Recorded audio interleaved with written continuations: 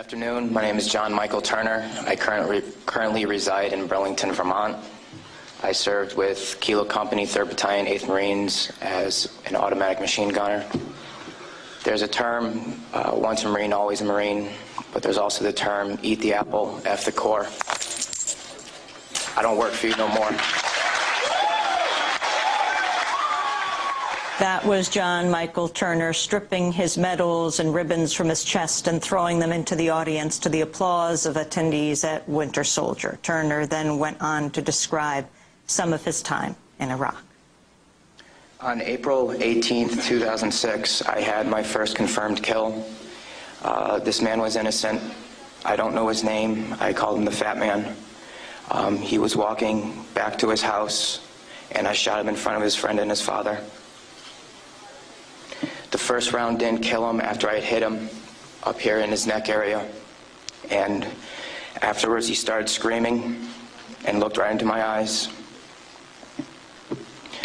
So I looked at my friend who I was on post with, and I said, well, I can't let that happen. So I took another shot and took him out. He was then carried away by the rest of his family. It took 7 people to carry his body away. We were all congratulated after we had our first kills, and that happened to have been mine. My company commander personally congratulated me, as he did everyone else in our company. This is the same individual who had stated that whoever gets their first kill by stabbing them to death will get a 4-day pass when we return from Iraq.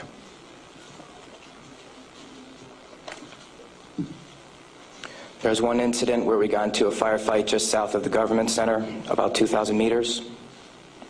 We had no idea where the fire was coming from, and the way our rules of engagement were, pinpoint where the fire is coming from and throw a rocket at it. So with that being said, we still didn't know where the fire was coming from, and an 84mm rocket was shot into a house. I do not know if there was anyone in it. We do not know if that's where the fire was coming from, but that's what was done. Please go to the next image.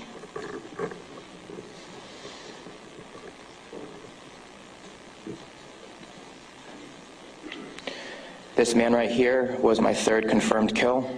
As you can see, he was riding his bicycle.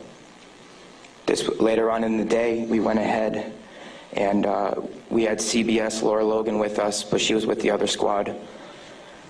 And so she wasn't with us, so myself and 2 other people went ahead and took out some individuals because we were excited about the firefight we had just gotten into, and we didn't have a cameraman or woman with us. With that being said, anytime we did have embedded reporters with us, our actions would change drastically. We never acted the same. We were always on key with everything, did everything by the books. The man on the bicycle, he was left in the street for about 10 minutes until we realized that we needed to leave where we were. And his body was dragged about 10 feet to the right of him, where his body was thrown behind a rock wall, and his bicycle was thrown on top of him.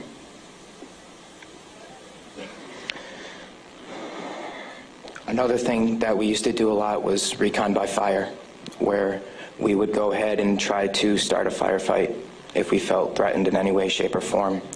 There's one particular incident where we were working with the Iraqi Army and the Iraqi Special Forces in downtown Ramadi, and with our squad and the Iraqi Army, there was also lieutenant colonels, majors, first sergeants, and sergeant majors.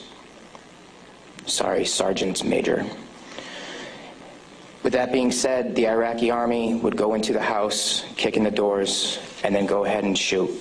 And there were loud bursts of machine gun fire. We thought we were taking fire, but then we later found out that it was them.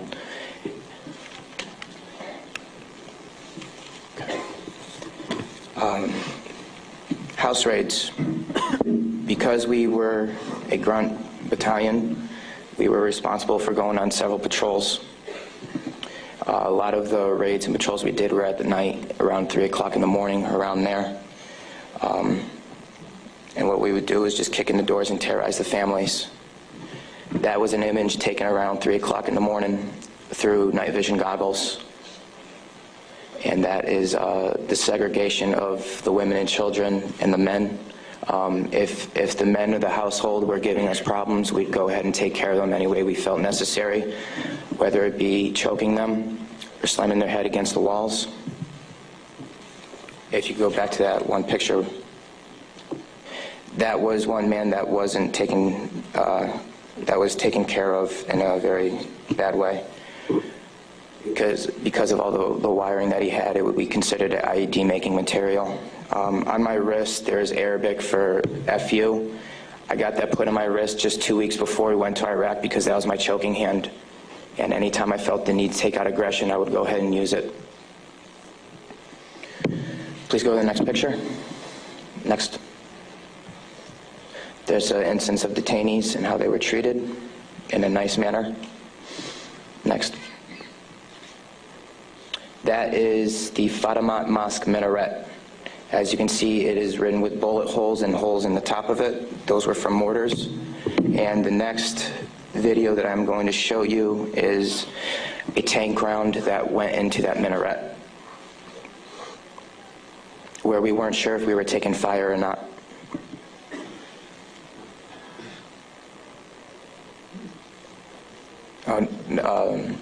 I'll talk about this one. This is after one of the guys in weapons company had gotten shot. This is a way that we would take out our aggression.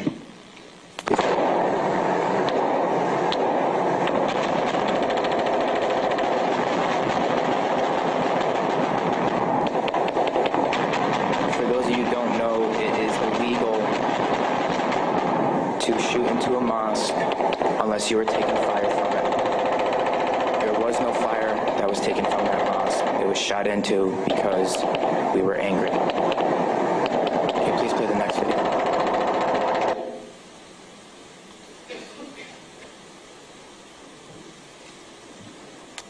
We are on ice cream, trying to suppress the blue and white minaret named Fatimat al-Zahra.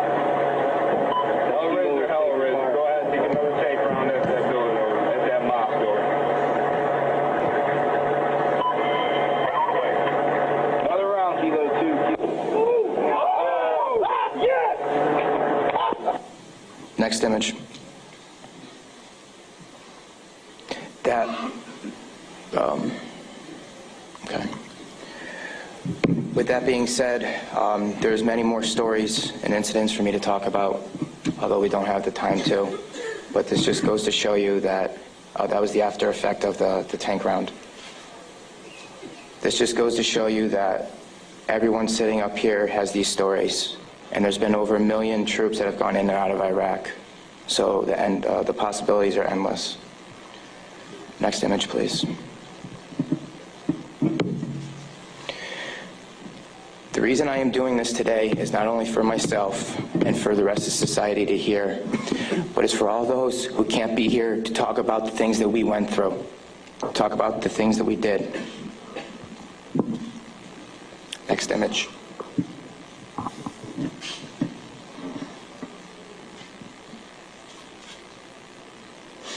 Those 4 crosses and this memorial service were for the 5 guys in Kilo Company, 3rd Battalion, 8th Marines that we lost. Throughout our unit, we had 18 that got killed.